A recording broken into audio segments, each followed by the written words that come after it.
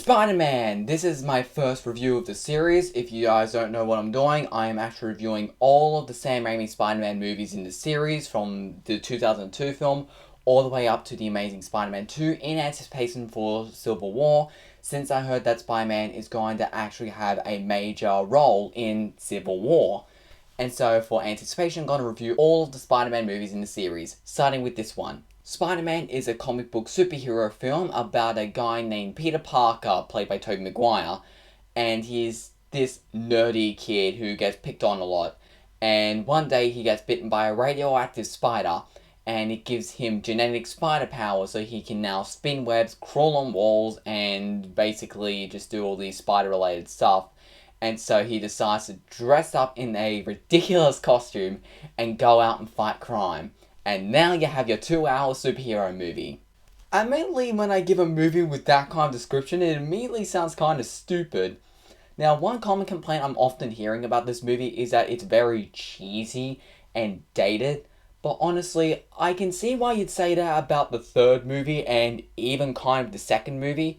But I really see no reason why people would talk about how it's cheesy or dated or anything for this original movie, because I just watched it a couple of days ago for the sake of this review, and I feel like that the movie is actually held up really well. It actually feels somewhat modern. But let's go into the pros and cons that I do have with the movie.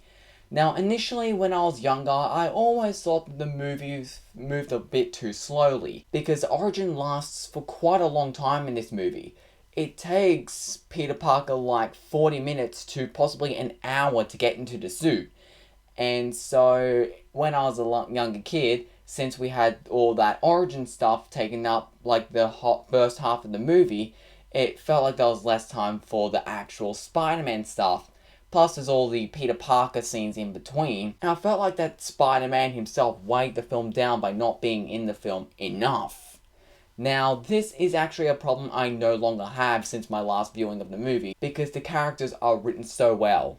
The cast for this movie has become iconic. Like, everyone remembers Kirsten Dunst as MJ. Everyone remembers Tobey Maguire as Peter Parker. Everyone remembers William Dafoe as the Green Goblin. Much better than Dane DeHaan, by the way.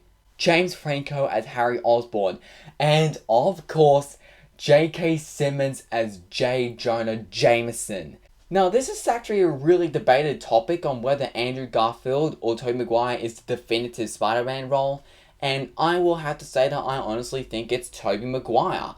And it's not just because this is the Spider-Man I grew up with, but Tobey Maguire was really relatable, and I always bought his attitude sort of in the suit, and I always bought the reason why he gets bullied, because he gets bullied a lot in this movie. He's a nerd, and everyone's making fun of him, except for MJ and Harry. I also love how all the characters are introduced, because it really does help us get to know our characters pretty early on into the movie. Another common complaint about the Sam Raimi Spider-Man trilogy is that Mary Jane was a terrible girlfriend.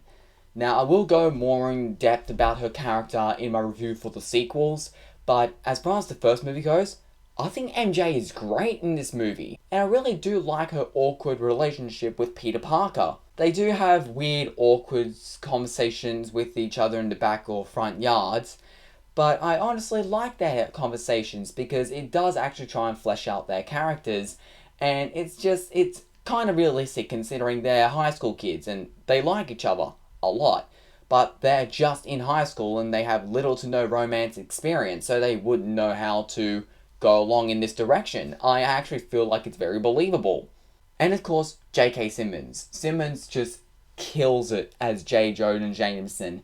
And honestly, I can feel like that. I think this guy's probably the reason why they didn't include J. Jonah Jameson in the next Amazing Spider-Man films. The Amazing Spider-Man films, this guy lights up every single scene he's in. He is one of the highlights of the film. This guy is hilarious, and he's just such a really likable guy. And honestly, my only complaint about this character is that he probably should be in the film more. I love this guy, along with everybody else. The movie does such a great job at fleshing out the characters, so we actually start to care about these characters, which is why I'd say the script for this movie is fantastic. It's also a very upbeat superhero movie. In my other older videos, I complained that movies like Age of Ultron's all, it's dark, it's depressing, it's sappy, it's dull, it's bland, it's boring. I have those kind of problems with movies like Man of Steel, Avengers Age of Ultron, and The Winter Soldier. So if those are superhero movies I think are bad, then what am I looking for in superhero movies?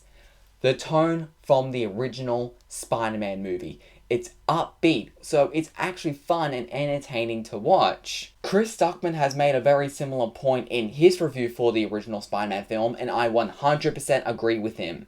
Now, I don't know if anyone actually noticed this, and no one actually talks about this, but I actually really love about the fact that for quite a long time, until the very first action scene with him in it, we never actually get a really good look at the Green Goblin's mask.